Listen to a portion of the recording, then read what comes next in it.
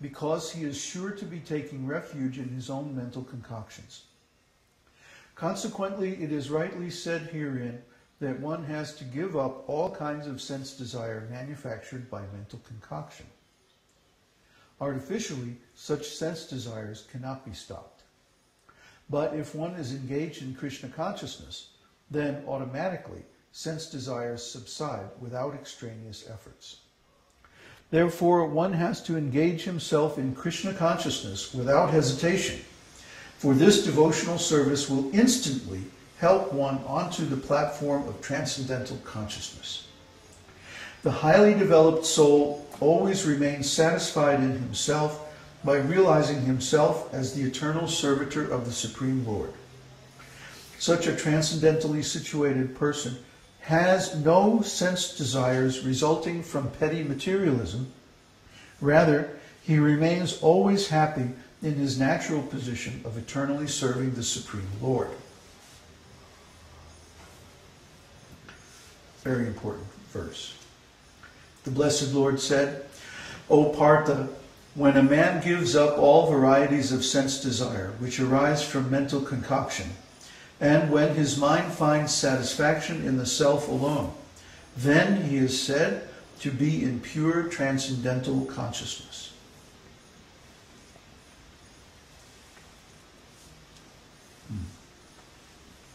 Every word in this is very meaningful. Śrī means beautiful, transcendentally beautiful, full of transcendental spiritual qualities. So the Lord is addressed as śrī-bhagavān. Bhagavan means one who is full in 6 transcendental qualities. Anybody know what they are? The richest. Riches. Most famous. Fame. Power. Power. Renunciation. Renunciation. Intelligence. Knowledge. Knowledge. And Śrī. Beauty. Beauty. Yes. Yeah. Yeah. So the Lord is full of beauty, power, wealth, knowledge, fame, and renunciation. Full like an ocean. A bottomless, shoreless ocean. Always increasing. Always overflowing. With these transcendental attributes. This is God. This is Bhagavan. He has no connection with this material world. This material world cannot touch him.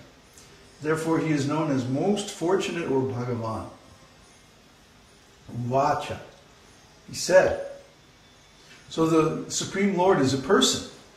He can speak. He has opinions. He has knowledge. He has desires. He has everything that a person is expected to have. But he's a transcendental person, an unlimited person. So when he speaks, his knowledge or his opinion is absolute. It never changes. It is powerful and effective throughout all time, all space, and applicable to all living entities in all conditions of life and in all states of consciousness. So, what is that absolute truth? Prajahāti yadā kāmān sarvān. When a person gives up all kinds of desires for sense gratification. Now, desires can be subtle and they can be gross. We're all familiar with gross sense gratification, but also the subtle sense gratification. Desires for a pride, or being special, or being treated with great honor and respect, or being looked at as an authority of some kind, or something like that. These are subtle desires, but they are every bit as much of a trap as the gross sense desires. The gross sense desires apply to the sense organs of the material body, but the subtle sense desires apply to the mind and intelligence. Tuṣṭaḥ. They're called tuṣṭaḥ. Subtle sense desires. One wants to be seen as very intelligent or very learned or very renounced.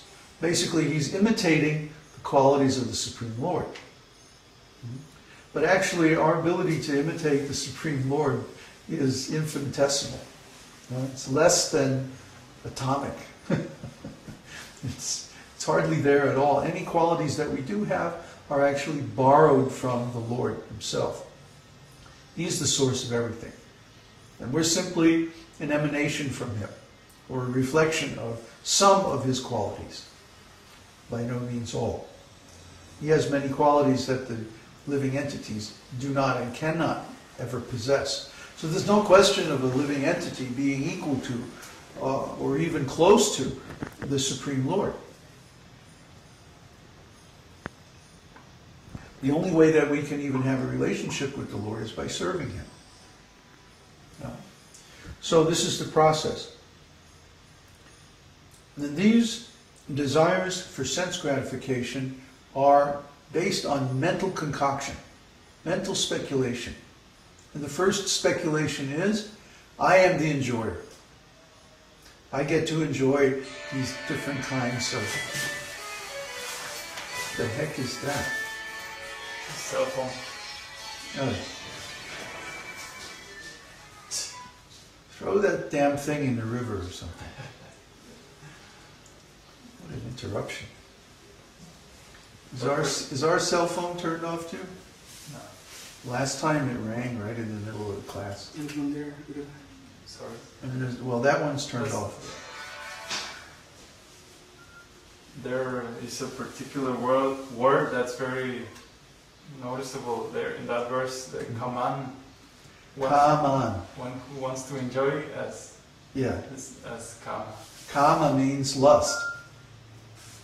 Lust means specifically sex desire. So we see, for example, that in the name of sex desire, people want to have a very nice body, and then they want to dress their body in beautiful clothes, and then they want to have a nice car, a big apartment or house, or they want some position, some designation. Oh, I am the president of the company, or I am the something of the something. These are called designations, material designations. Or usually they come in the form of, I am the most something of something. Everyone wants to be the most, the greatest, the best, the something of the something. This is all nonsense. What are we? We're servants of the Supreme Lord. That's our real designation. So all of these false designations are made by mental concoction.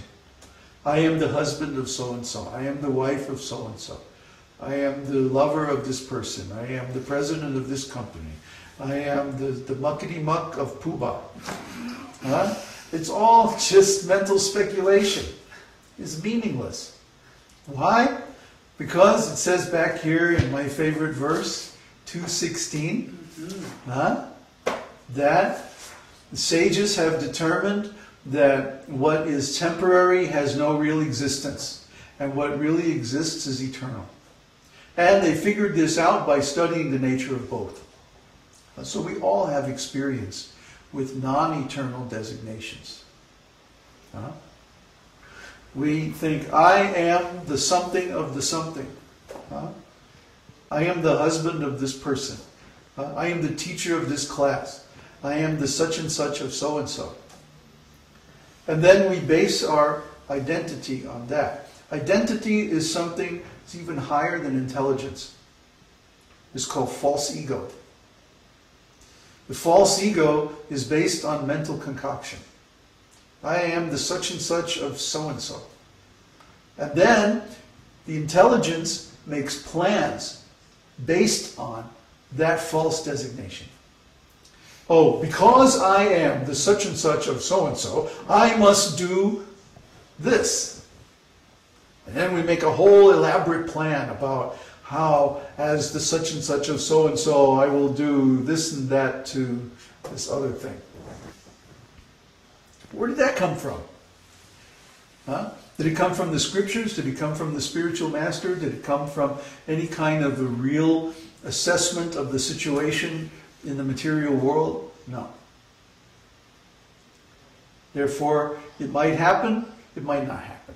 It might be approved by the Lord, but most likely it's not.